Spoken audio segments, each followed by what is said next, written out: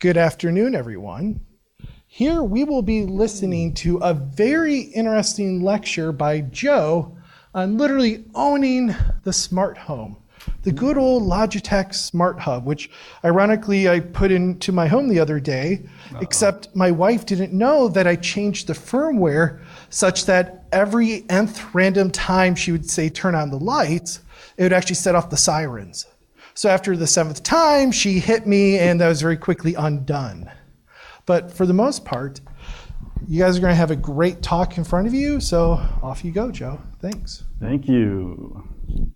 All right, let's go to presenter view. Here we go. All right, so owning the smart home. I'm going to talk about the Logitech Harmony Hub, Smart Home Hub. I had a lot of fun doing this research, and it'll be a fairly short talk, get you out of here in about 15 minutes or so. But let's get into it. Who am I? So I live in San Diego. My name is Joseph Bingham. I work for Tenable right now. I've always kind of been into reverse engineering. And before coming to Tenable, I was working at Symantec doing malware reverse engineering, and was there for several years before I came to Tenable. I've been at Tenable for about 8 years. We make Nessus. Probably most of you guys know that, or maybe at least half of you guys know about Nessus. So before this zero-day research team was formed at Tenable, I was writing Nessus exploit plugins. And this new team came out with the IPO. Tenable recently did an IPO, and we formed this new team. It's a small team, just that it's a pure research team. It does zero-day vulnerability analysis and research, and the main purpose of it is just to publish analysis and intelligence reports and find vulnerabilities.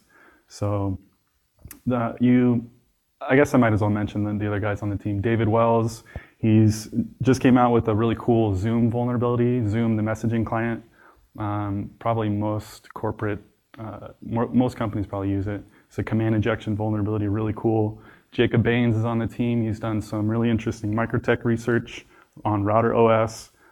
We have Jimmy Seabree. He's found a ton of vulnerabilities in some dental software and building secure ID premises card, building access stuff.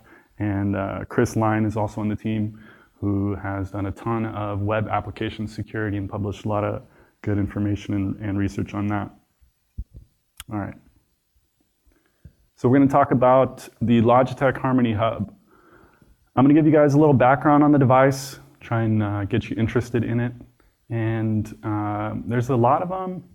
I'm extrapolating that there's 1 million of the devices. I'm extrapolating that from basically the App Store. I don't have a whole lot of information on them because the services, there's nothing you could query on Shodan, and there's not a whole lot of information on how to see how many how many of them there are out there. But the App Store, their Harmony app has 1 million plus downloads on it. So I don't know. We'll have to ask Logitech how many devices there are. But there's a lot of them. We'll go into the vulnerabilities a little bit, and then the implications. What can you do when you lose control of your smart hub?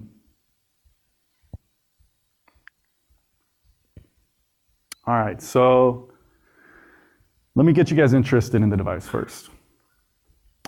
Recline your seat maybe a little bit, close your eyes.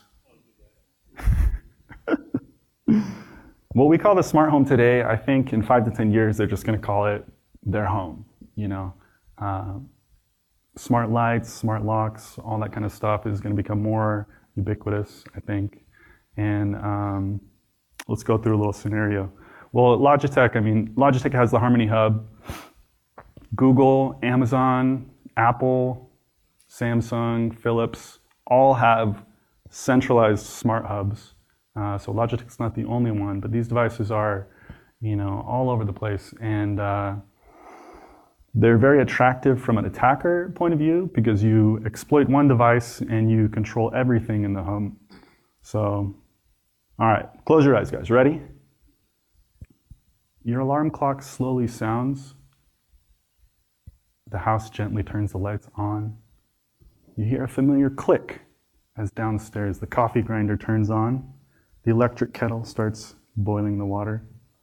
You lay in bed for 5 extra minutes as the coffee grinder slowly roasts your coffee. As you go downstairs, you pour yourself a nice cup of fresh roasted drip coffee. I don't know what my problem is. I have an unhealthy relationship with coffee.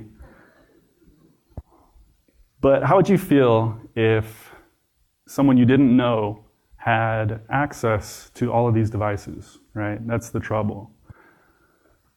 These centralized devices need to have extra security in them because they have so much oversight into your house, into all of the other IoT devices that you connect to it.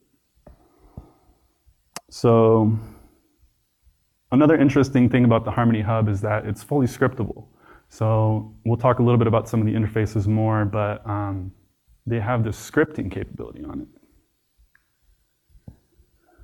And I think that's one of the reasons why people like us like these Harmony Hubs. You can talk to it over XMPP with local scripts. You could write Python for it. I liked what this guy on Reddit said. He has some keylogger, I guess. Can you guys read that? He has a keylogger supposedly that determines when he's writing code, has a stereo turn on Rage Against the Machine. Seems interesting. Infinite possibilities, right? All right, so reversing and vulns, talk about the device a little bit, we'll talk about the vulnerabilities. Maybe I shouldn't call it reversing, but we'll get into that. So first step, when you're looking at a black box, start out with network services. It looks good from that standpoint. You have 3 open services on weird ports. It's always a good starting point. It's encouraging to you when you're looking at a new device. Obviously, custom protocols, custom services are good to look at. Closed source applications generally have a lot more problems with them. But yeah, network footprint's a good start way. Easy, no effort required, just to see what's available to attack from a network standpoint. For this case, it looks really good. And as it turns out, Logitech implements functionality over 3 network services. XMPP to do user interaction and authentication, and like I was talking about earlier, scripting. There's a WebSocket service, which is used for server communication and interaction with the iOS and Android apps. And it has another unidentifiable service, 8222. And I'm not going to talk about that in this talk. This isn't a full, there's a huge application code base that I'll talk about part of it. And really this will be a good, hopefully, springboard for other people that want to continue research into this device. And then the services that I looked at are all implemented in Lua, which is another nice thing about this device. And why I was saying earlier, I would hesitate to call it reversing. There's no assembly language that you're looking at. Everything can basically be looked at from a source code analysis point of view. All right, so step 2. You want to try and find the device's firmware. FireEye last year released a research advisory on the Harmony Hub. They had found a remote root vulnerability chain that required man-in-the-middle for, I believe it was during a firmware update.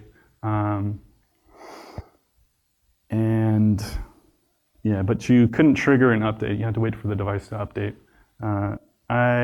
They also had identified vulnerability or weaknesses, I guess, in the update process that it updated over plain text HTTP. Last year, the firmware was updated, and the Harmony Update app, while it uses SSL, the certificates aren't pinned, so you can actually still get the firmware during an update. The vulnerability that there are several vulnerabilities, and then the chain that we'll talk about in this talk allows you to remote root the device over the network without authentication, without man-in-the-middle, and yay. Let's see.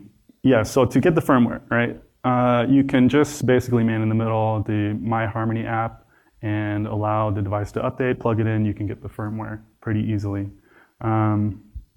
One nice thing about the firmware, everything on this device is standard headers, standard file formats, really easy to analyze, really easy to look at, really easy to pull all the files out, file systems, just look at everything, which is kind of nice to do when, a lot of the time you're looking at, just look at this binary file and you're trying to figure out what is this and what are these magic bytes meaning. So it wasn't the case for this device.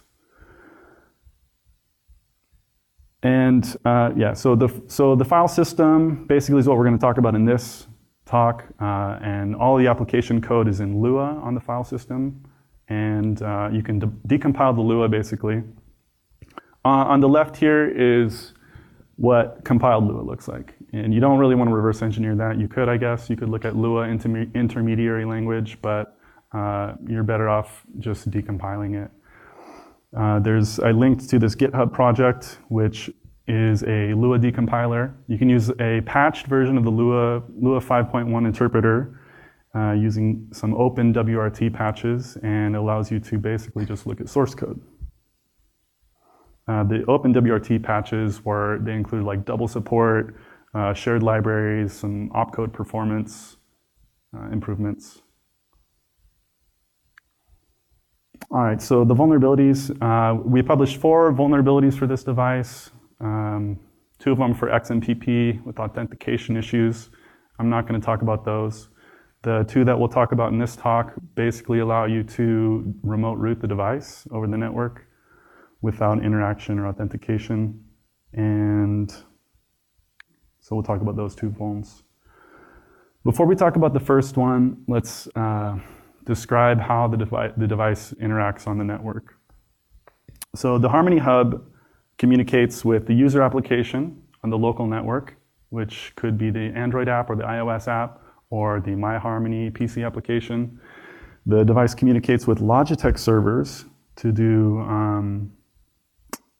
user authentication, to do synchronization, time server, stuff like that. And the application can also communicate with Logitech servers. If you're not on the local network, it can communicate with the device through Logitech servers. And I guess 2 weeks ago, the last update to the firmware added AES encryption to some of the local network communication, and the shared key is provided from the Logitech servers to the Harmony device as well as to the user application. So for the first vulnerability, we'll look at this time server synchronization. All right, so the vulnerabilities should be relatively easy to spot in this code, especially since I already told you what it was, command injection. Let's see if this thing works here. Yeah. So you can see down here, there's an OS execute of this clock set string.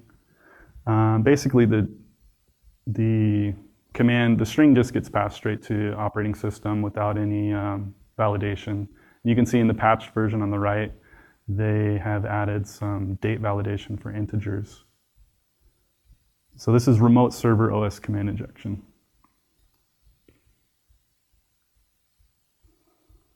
Now I called the second vulnerability application command injection. The hub accepts commands from Logitech servers over the WAN on the WebSocket service, and on the top, this handle post function here basically validates the origin of the request, and in a perfect world, it should verify that the request actually came from a Logitech server. But it uses this check origin function down here, and all it does is actually validate that the request had a header in it, an origin header that had the string .myharmony.com. So the end result of this is just that the origin can be forged by a remote attacker, and the application command can be sent to the hub by any remote host, and it'll process it. Horrible. But really good news from an attacker point of view, right? So get excited, like, all right, what can we do now? The hub implements a ton of different commands. This is just a really short list of some of the commands you can do. You can basically, add devices, remove devices, interact with any of the devices attached to the hub, modify them. You can trigger firmware updates and do different package control. What I ended up being able to do was, there's a ton of different ways to skin a cat. Basically, you have all the tools. And so I ended up using this setup account provision command. So what can you do once you have this remote root of the device? I said basically you can control, modify, add, remove devices, anything that's connected to it. And it's crazy from an attacker point of view because you compromise one device and you have access to everything in the house. So you have things like smart locks, security systems, sensors, security sensors, cameras, microphones, entertainment systems, appliances, and the list goes on and on. I think they have support for like 270,000 different devices. Crazy amount of IoT stuff in your house that could be controlled by this. So anyways, I ended up trying it out. Here's my proof of concept on this deadbolt at home. My wife was not happy.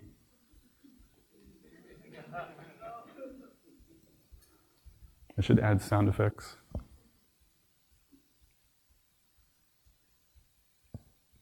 Lock kind of sounds cool when it unlocks. It's like.